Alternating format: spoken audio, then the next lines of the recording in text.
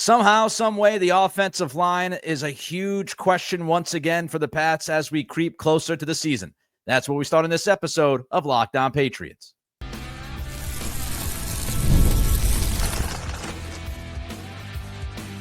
You are Locked On Patriots, your daily New England Patriots podcast. Part of the Locked On Podcast Network, your team every day. What's up, Patriots fans? I'm your host, Nick Cattles, born and raised in New England, also host of the Everything Pats podcast, co-host of the Greg Bedard Patriots podcast with Nick Cattles, and a sports talk show host veteran. On today's episode, a story from Drake Maye's rookie season that will leave you stunned. And TreVeyon Henderson isn't just wowing his own team and the local media. But first, here we go again.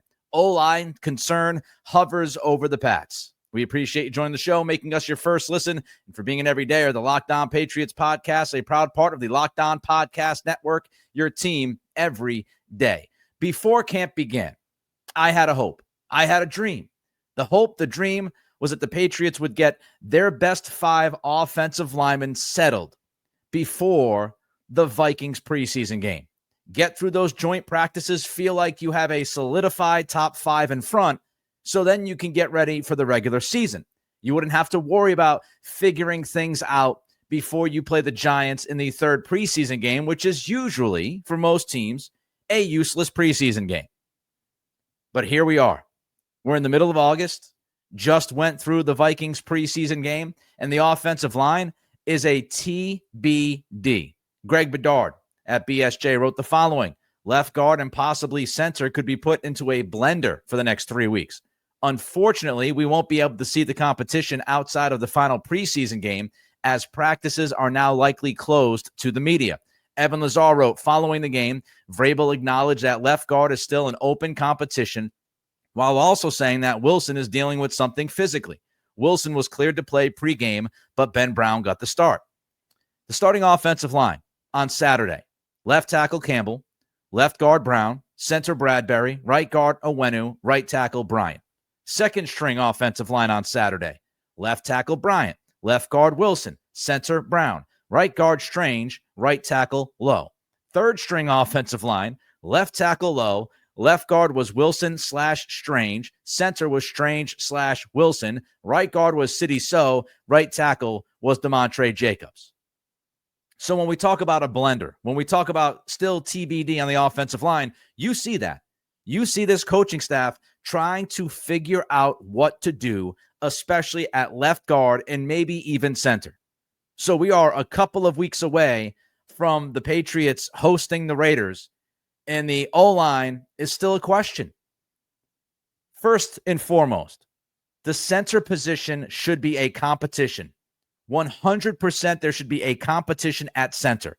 Garrett Bradbury, to put it simply, has not been good enough. He's been mid to bad on balance throughout this camp. Now, against Washington in the preseason game, he had a pretty good game.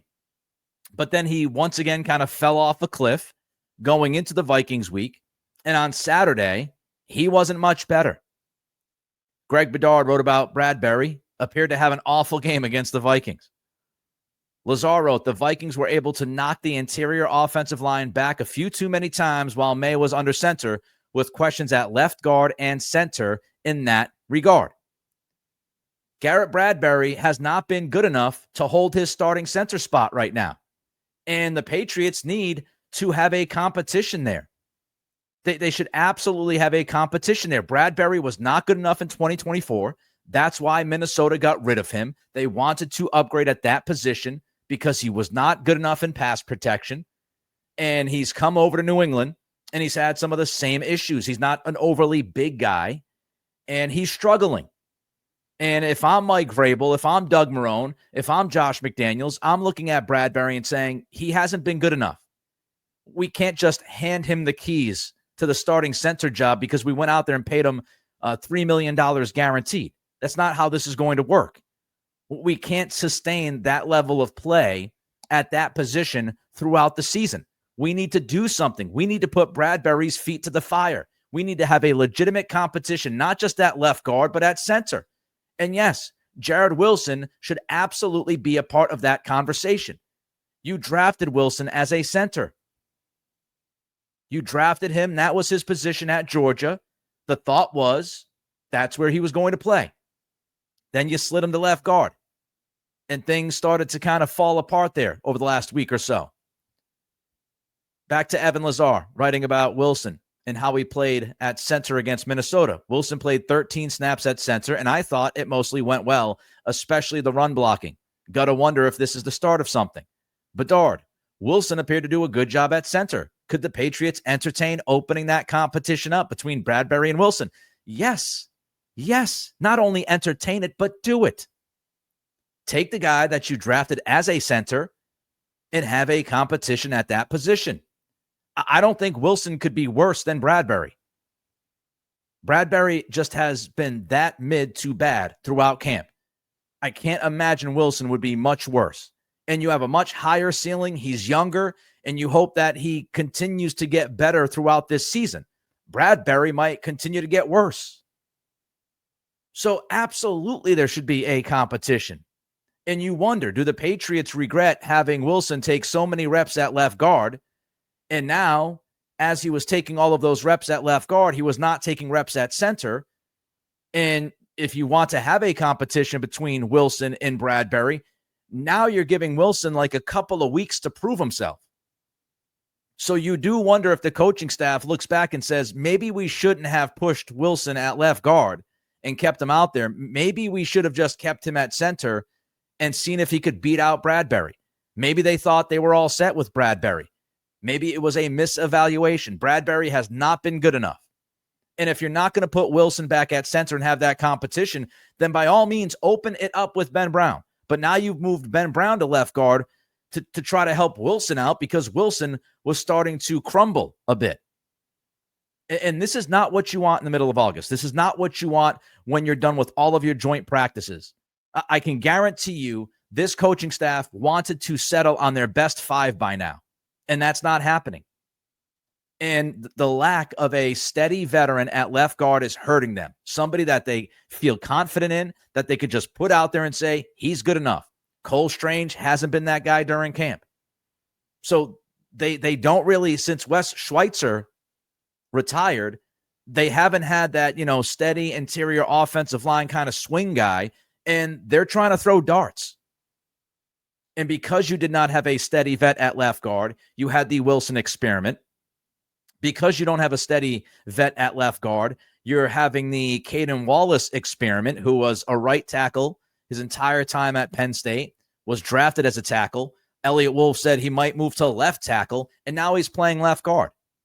So you're shuffling Wilson, you're shuffling Wallace, you're shuffling Ben Brown, all because you don't have a staple. You don't have a steady vet at left guard. And so now you're hoping that Ben Brown can work. And Taylor Kyles wrote about Brown, said he held up well in pass protection at left guard against Minnesota, but was pretty boom or bust as a run blocker. Bedard wrote, left guard appears to be an open competition again between Wilson, Brown, who is really only a center, Bedard writes, and possibly Cole Strange, depending on his film from the Minnesota game. I feel okay at tackle. I think Campbell will be solid enough. I think Morgan Moses, as long as he stays healthy, will be solid enough. Marcus Bryant seems to be improving the further camp goes along, and now he is clearly, at this current time, your top backup at offensive tackle. I think Vidarian Lowe, look, I understand how he was last year, but Vidarian Lowe as a backup tackle on the left side isn't the worst thing in the world. There are not a lot of very good backup left tackles in the NFL. It's just not how that position works. So I feel like they're okay at tackle, but man, oh man, they got to figure out left guard, and they got to figure out if they want to stay committed, if they want to be married to Garrett Bradbury, because I would not be if I were them. And hopefully they find their top five this week so they can have a week and a half or so of practice before that Raiders game on week 1 with that starting five in Drake Maye. But this is not what you want. It's not ideal to be scrambling at one, maybe two offensive line positions on the precipice of opening your season. The Drake Maye anecdote that made my head spin over the weekend. That's next as we continue with today's episode of Locked On Patriots, part of the Locked On Podcast Network, your team every day. This episode is brought to you by BetterHelp. These days, it feels like there's advice for everything: cold plunges, gratitude journals, screen detoxes. But how do you know what actually works for you? With so much information online about mental health and wellness, it can be overwhelming to figure out what's true and what will actually help. That's where talking to a licensed therapist through BetterHelp can make all the difference. You get real personalized guidance instead of just guessing based on something you saw on social media. You know, having a trusted professional to talk things through with, it can help cut through the noise and keep you focused on what matters most. With over 30,000 therapists, BetterHelp is the world's largest online therapy platform, serving more than 5 million people. Easy to fit into your schedule, a click to connect, and you can even switch therapists anytime if you need to. Talk it out. With BetterHelp, our listeners get 10% off their first month at BetterHelp.com/LockedOn. That's BetterHelp, HELP.com/LockedOn. The more time passes, the more obvious it is that Drake Maye was handed an absolute crap sandwich in 2024. In his rookie season, the Patriots handed the young man a poo-poo sandwich. And the latest anecdote from Maye's rookie season that made my head spin over the weekend was thanks to Jason McCourty during the telecast of the game on Saturday. Andrew Callahan transcribed what McCourty had to say during the broadcast. He said, quote, "Talking to Maye yesterday, the one thing that he said he had to get adjusted to last year with Alex Van Pelt as the offensive coordinator, Van Pelt did not talk in his helmet a lot. This year, McDaniels talks to him as much as possible. When Josh says something, Maye can't anticipate what's going to happen. Hey, the safety's looking like he's going to come. Talk to a teammate about this. Those are the things," McCourty said, "that even as Drake is learning the offense, it's also operationally getting used to one another and building that relationship on the field on game day." This is similar to what McDaniels did with Mac Jones in 2021. He really held Mac's hand throughout most of that season, right up until he could. And then it's up to Mac Jones at that point to make the play happen. And McDaniels is doing the same thing with Maye this camp. He is staying in the ear of Maye. He's making sure Maye understands what's going on in front of him. And he will hold on for as long as he can, talking to the quarterback to prepare him the best. And then it's up to Maye. But what's truly unbelievable, I mean, maybe it's not unbelievable. Maybe it's completely believable because of the coaching staff last year. But how does Van Pelt not help a rookie quarterback pre-snap? How do you not help your rookie quarterback? How is that not even a conversation? What happens? How in the world does something like that happen? And I understand that Van Pelt was an offensive coordinator, actually calling plays only once in his NFL career for a full season. I think it was back in 2009 with the Buffalo Bills, and that was a last-minute decision because they fired who was supposed to be the offensive coordinator right before that season. Not great. But this is just simple stuff. I mean, Van Pelt played the position. He played quarterback for 9 years in the NFL. How in the world can you play quarterback in the NFL for almost a decade and not think to yourself, hey, I could probably help the rookie quarterback because I'm allowed in his earpiece? Maybe, just maybe, I can help him before the snap of the football be better at what he's trying to do. 9 years of experience playing quarterback in the league. 12 years as a quarterback's coach. Do you not think this would help the quarterback? I mean, I just envision Alex Van Pelt calling the play and then just laying out. Good luck, Drake. Good luck. XOZY 25, banana split, chocolate fudge 42. And then that's it. And then just silence. And Maye's like, do, standing at the line of scrimmage, whistling, trying to figure out what's happening. No help from the coach in his ear. Nope. Good luck, Drake. You got the play call. That's all I'm going to be able to do for you today. You got the play call. Whatever happens after that is it's on you, buddy. Good luck. I hope it works out for you. And as crazy as that seems, again, it made my head spin to hear this. But I also want you to think about Jerod Mayo. What is Jerod Mayo doing during this time? What is he doing? We know that he wasn't consistently talking to the defense when they were off the field. I don't know how many times we saw a video of Mayo during a game last year standing on the sidelines with his headset just looking out onto the field. He's obviously listening to what's happening. He's obviously listening to the communication or lack thereof between his offensive coordinator and quarterback during the game. And what's he doing? Mayo's just standing there in silence. He's just letting this happen. He doesn't think to go to Alex Van Pelt and say, hey, man, maybe we should actually help instruct Drake as much as we can during the game. Was this a concerted effort by the coaching staff to not do that? That would make no sense. Did Mayo not demand more from his coaches? Did he not demand more from Van Pelt working with May? Did he not sit down with the offensive coordinator and have a conversation?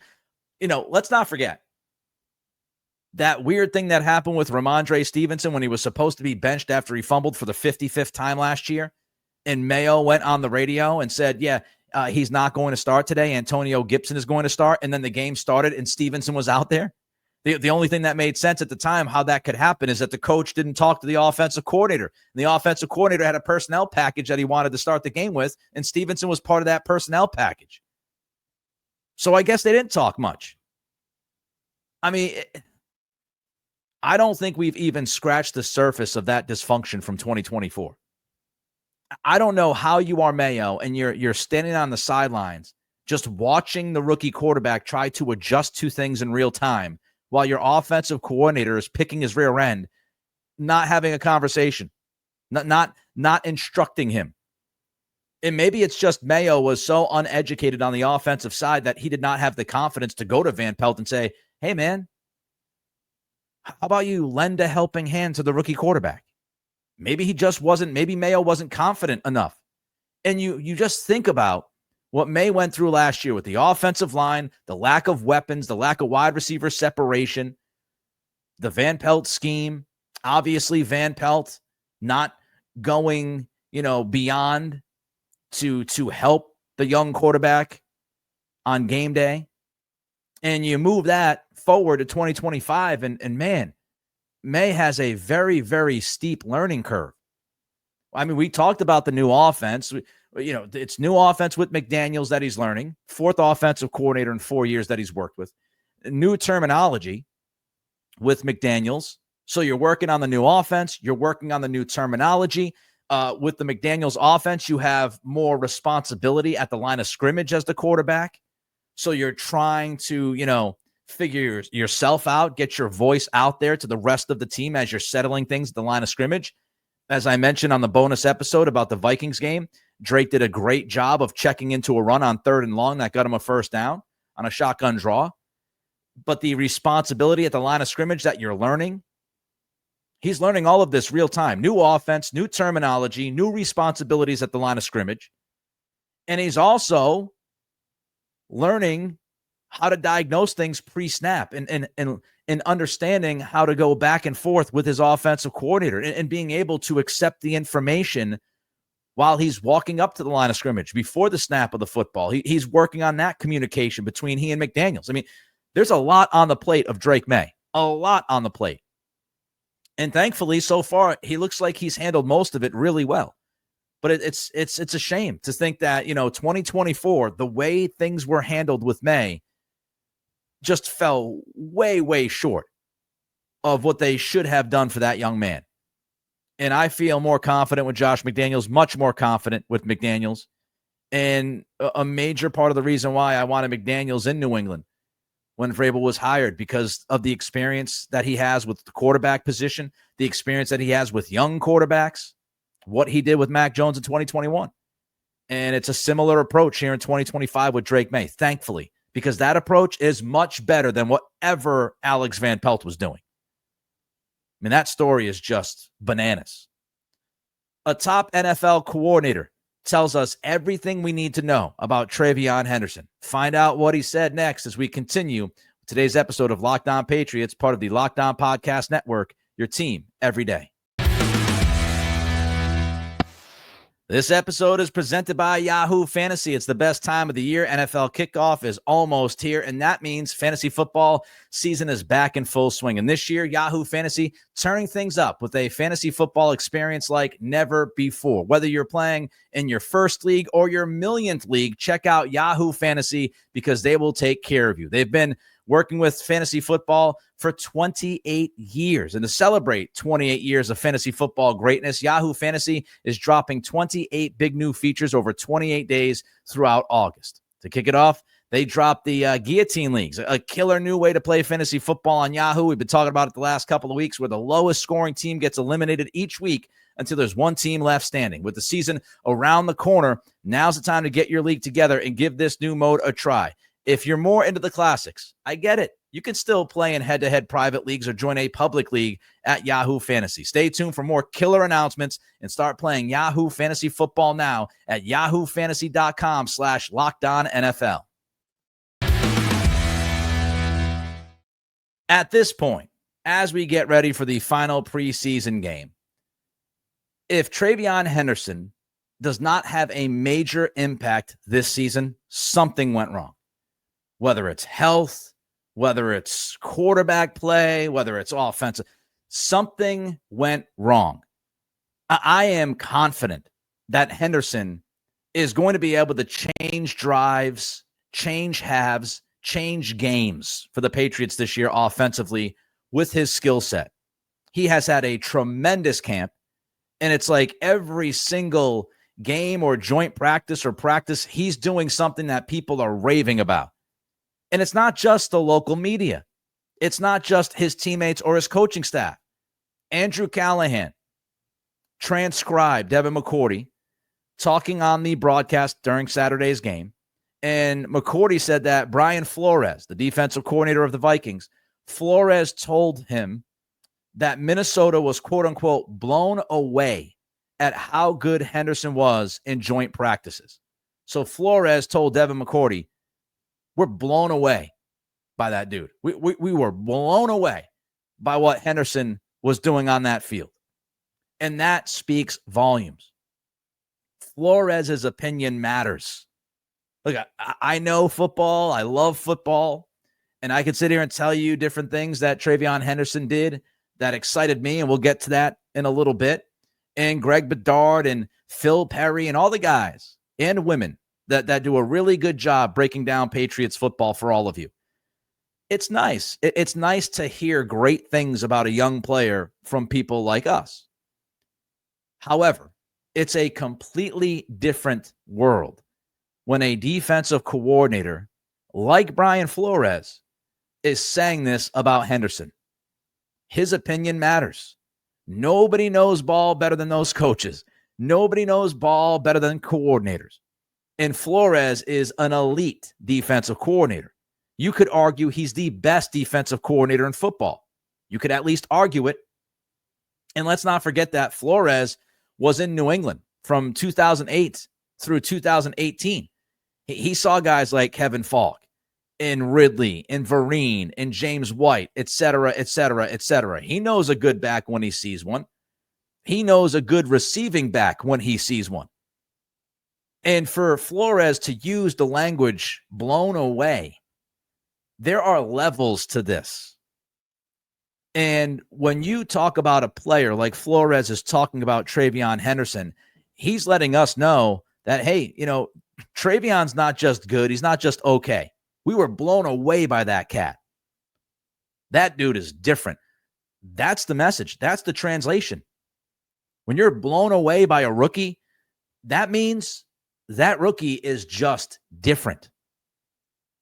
And it's terrific to hear. So when we read things or we hear things from pundits, analysts, it's good. But when you start to hear coaches, coordinators, elite coordinators talking about a player, the way that Flores talked about Henderson, you should be even more jacked than you were when you saw Henderson run in that touchdown against the Vikings on Saturday. It means more. And the expectation level is high. And I think the expectation level should be high. We should expect Henderson to have a significant impact on this season as long as he's healthy. I mean, you look at that touchdown run, and it shows you the special traits. Some guys just have a different gear. Some guys have traits that go above and beyond just the regular set of traits. And when you look at Henderson's speed, the burst, the gear that he can find, it's different. It's just different when he hits that. And there's not much you can do as a defender because you're not used to seeing that type of speed. I made a joke on Twitter during the preseason game because I think it was Mark Daniels, Doug Kyde, and Mike Reese, all within 20 seconds of each other after the Henderson touchdown run, tweeted about how Henderson is just fast. I was like, guys, we get it, right? We get it. He has the type of speed that you just don't see every day in the league. You just don't see it. And then he's got the contact balance, the ability to just run through that defensive lineman who's trying to tackle him and just kind of bounces off the guy like he's a corner. So the contact balance, that different gear, the vision, the patience. I mean, there was not much space for Henderson to find on that touchdown run, but he found it. He was patient. He found it. And then he hit that gear, contact balance through the tackle attempt, end zone, touchdown. Special traits. Now there's a challenge. There's a challenge for McDaniels and there's a challenge for Maye. Let's start with the challenge for McDaniels with Henderson, and that's usage.